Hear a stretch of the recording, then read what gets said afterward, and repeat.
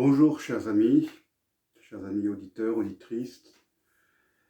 Heureux de vous retrouver pour ce rendez-vous hebdomadaire, notre émission Panorama Info.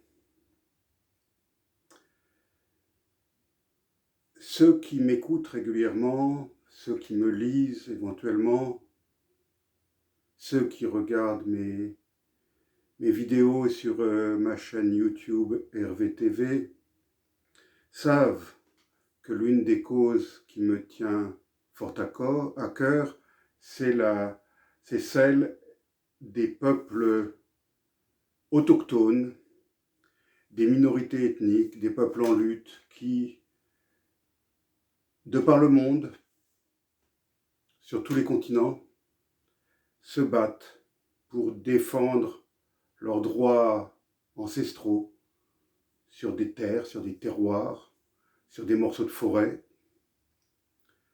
et qui sont en lutte, souvent au péril de leur vie, contre les agressions venues de l'extérieur. Agressions multiformes, celles des grandes compagnies minières, celles des orpailleurs, celles d'autres grandes compagnies industrielles, multinationales, comme en Papouasie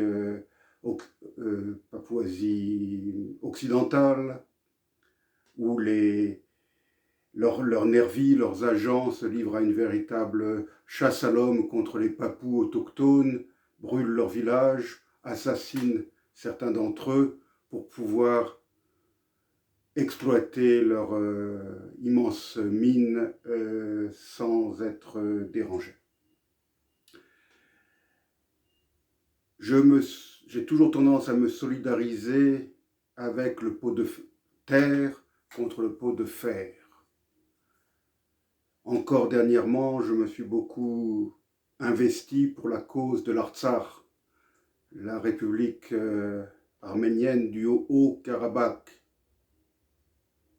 un pays dont j'ai encore le visa dans mon passeport. Je l'ai retrouvé avec émotion l'autre jour, en contemplant ce visa d'un pays qui n'existe plus, qui a été rayé de la carte, dont la population a été contrainte de fuir.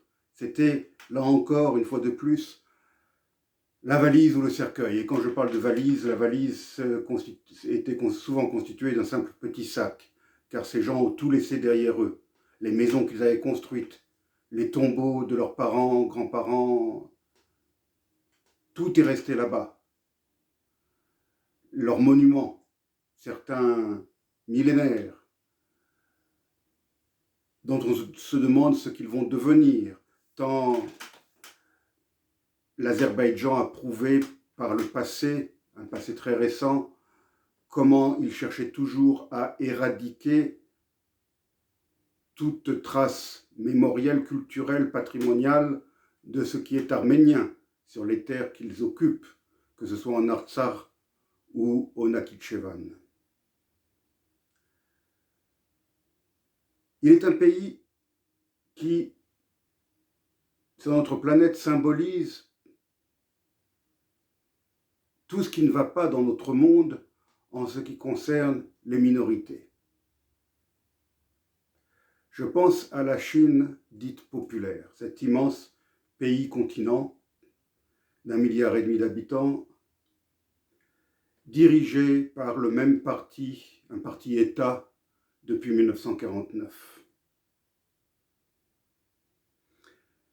On dénonce à juste titre le nazisme, qui n'a duré que, rappelons-le, je mets un que entre guillemets, que 12 années. 12 années terribles. On dénonce aussi parfois le stalinisme ou le bolchevisme, qui lui a duré beaucoup plus longtemps et qui a fait autant, si ce n'est plus, de morts que le nazisme, et qui a asservi tant de peuples, tant de minorités dans l'immense Union soviétique, mais aussi dans les pays satellisés au lendemain de la Seconde Guerre mondiale.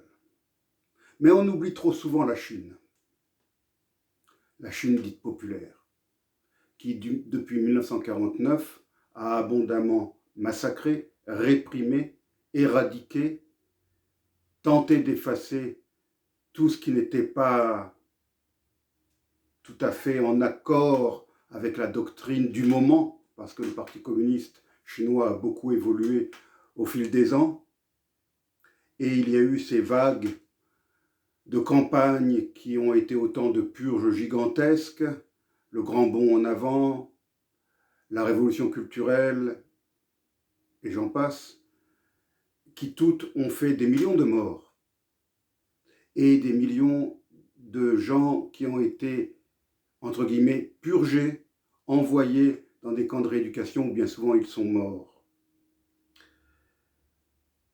Mais il y a pire en Chine, c'est la répression particulièrement ciblée contre les minorités ethniques d'abord. Tous mes auditeurs ont entendu parler de la Mongolie, mais quand on pense à la Mongolie, on pense à la Mongolie qu'on appelait autrefois Mongolie extérieure. Or, il existe aussi une Mongolie dite intérieure, qui est une province chinoise frontalière de la Mongolie extérieure. Il y a beaucoup plus de Mongols en Mongolie intérieure qu'en Mongolie extérieure.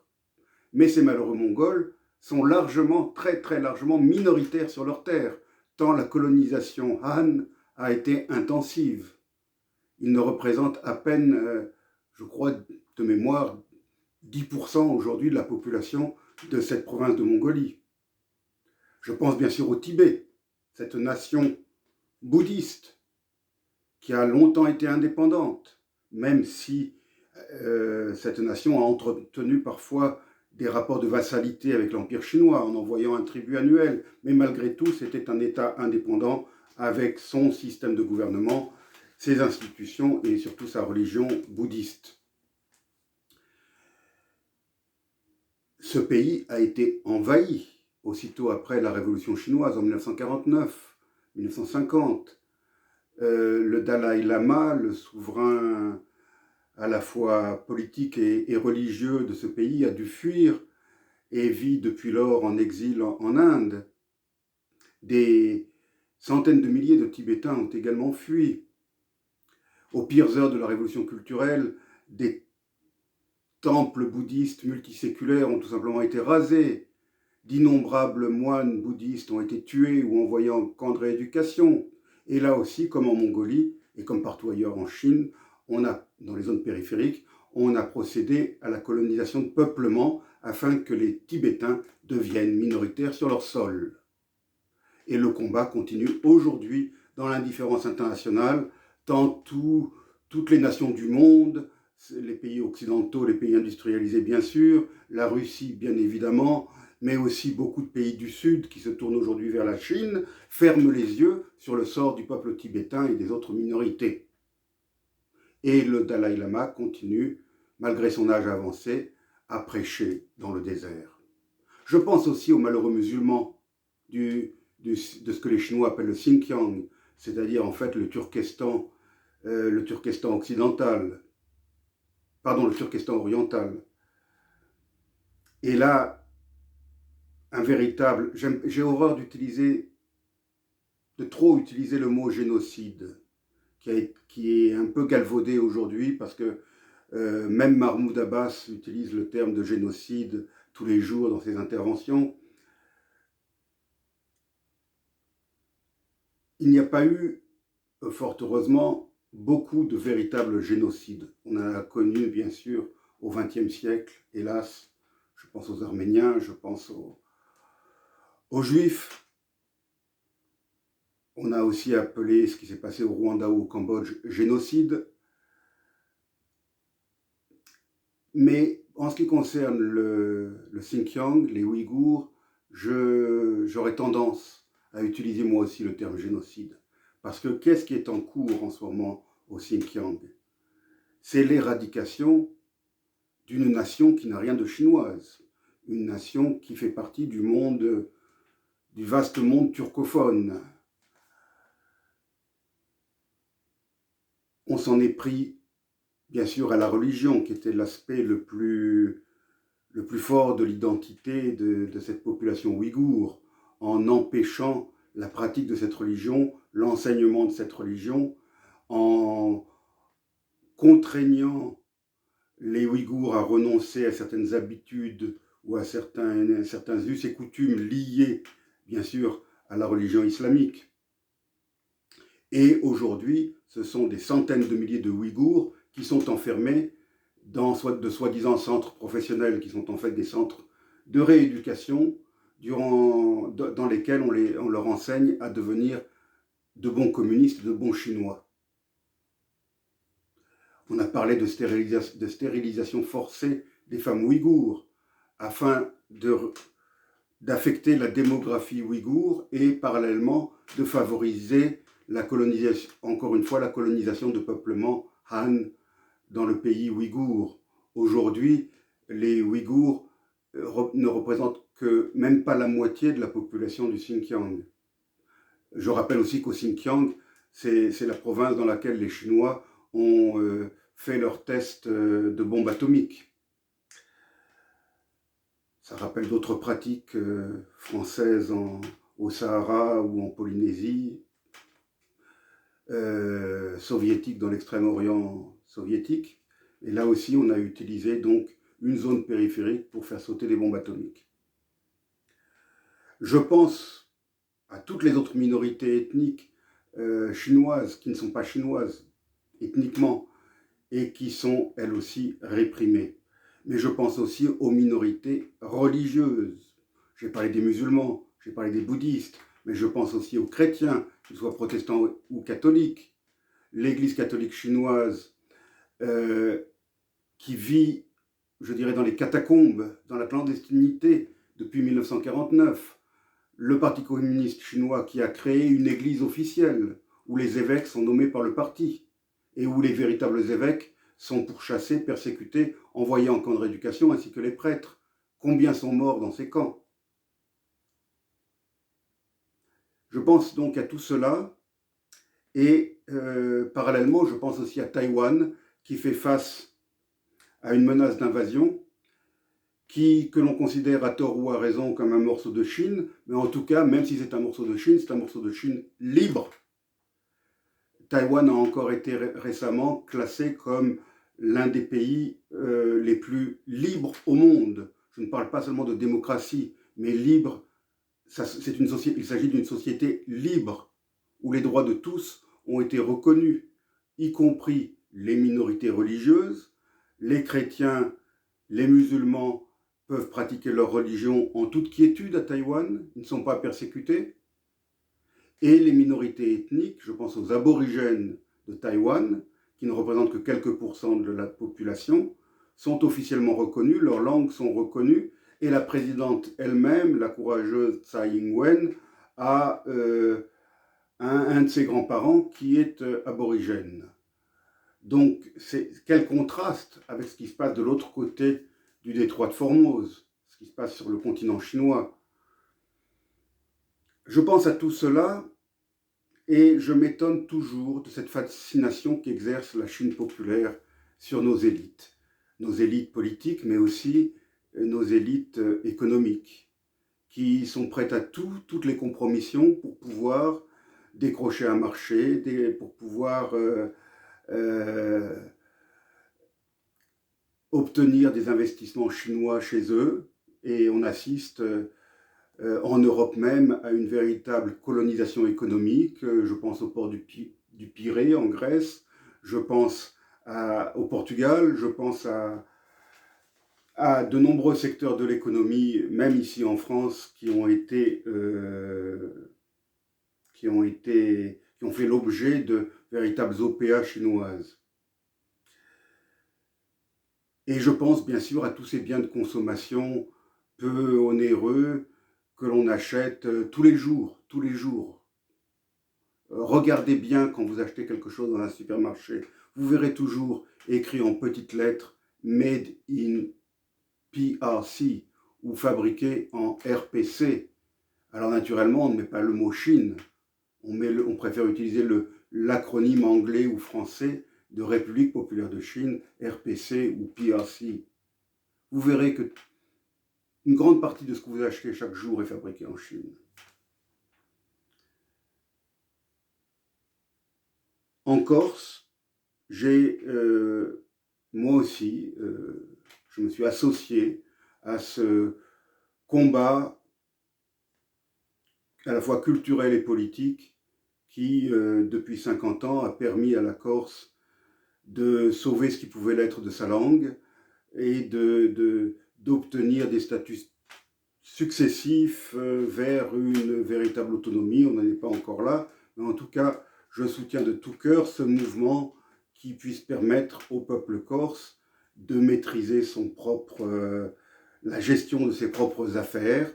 Ils connaissent mieux ce qui est bon pour la Corse que des énarques parisiens. Et donc j'ai fait partie de ces luttes depuis mon plus jeune âge jusqu'à aujourd'hui. J'en parle d'ailleurs beaucoup dans mon dernier livre, Calistée, notre terre promise. Pourquoi est-ce que je parle de la Corse et de la Chine en même temps? C'est parce que j'ai appris que le maire de Bastia est allé en visite en Chine pour tenter de développer l'enseignement, la filière chinoise, l'enseignement du chinois dans certains établissements scolaires de sa ville ou de la région bastiaise. J'applaudis des deux mains l'idée de développer l'enseignement du chinois. Il faut apprendre le chinois. Il faut qu'on ait des Corses qui puissent s'exprimer en chinois. C'est tout à fait approprié. Mais pourquoi ne pas aller à Taïwan plutôt, où on parle un chinois meilleur que celui de la Chine populaire? Parce que le chinois de la Chine populaire a été, en tout cas la façon d'écrire le chinois a été, comment dirais-je, entre guillemets simplifiée, mais il s'est agi d'une véritable émasculation de la langue chinoise auquel ont procédé les communistes chinois sous l'égide de Mao Zedong dans les années 50 et 60. Car on a coupé toutes les racines étymologiques de l'écriture chinoise. Le véritable chinois a été conservé précieusement, et c'est toujours la langue qui est utilisée, la langue écrite qui est utilisée à Taïwan. Donc pourquoi pas Taïwan, monsieur le maire? Taïwan qui offre toutes les garanties de respect des minorités, alors que la Chine populaire incarne tout ce que nous avons combattu ensemble, en Corse. La Chine populaire qui ne respecte pas ses minorités, comme je l'ai dit, ethniques ou religieuses, et bien sûr politiques, mais je n'irai pas jusque-là. Si la Corse avait fait partie de la République populaire de Chine, il n'y aurait plus de problème corse depuis longtemps. Tout particularisme aurait été éradiqué. Et des centaines de milliers de colons venus du continent peupleraient notre île. Donc, très franchement, j'avoue être choqué de voir autant de Corses dans le monde des affaires, mais aussi, comme je viens de le dire, dans le monde politique, chercher à développer des relations avec la Chine populaire. Alors qu'instinctivement, en tant qu'insulaires, nous devrions plutôt nous solidariser de Taïwan. L'économie taïwanaise est prospère, elle est à la pointe dans de très nombreux domaines, informatique bien sûr, les microprocesseurs, tout le monde le sait, mais aussi médicaux ou autres. La Corse aurait tout à gagner à développer des relations avec Taïwan. Voilà, c'est quelques pensées qui partent un peu dans tous les sens, mais qui rejoignent le fil directeur de ma conviction forte qui est le droit des minorités, le droit des peuples autochtones, au Brésil, en Papouasie, en Chine, en Corse et ailleurs. Et que donc, nous devrions toujours tenter d'éviter autant que possible de trop frayer avec les États qui écrasent leurs minorités. Et je pense bien sûr à la Chine, mais aussi à d'autres. Mais la Chine est vraiment un cas d'espèce en la matière. Voilà ce que je voulais partager avec vous cette semaine. Je serais heureux d'en discuter amicalement avec monsieur le maire de Bastia, que je connais bien et qui est un ami. Mais vraiment, cette visite en Chine m'a un peu choqué.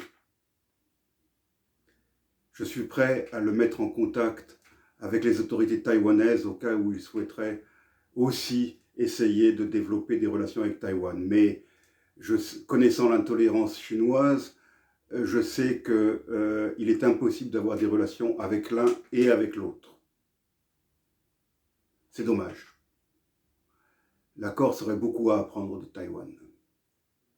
Je vous remercie, chers amis auditeurs et auditrices, et je vous dis à la semaine prochaine.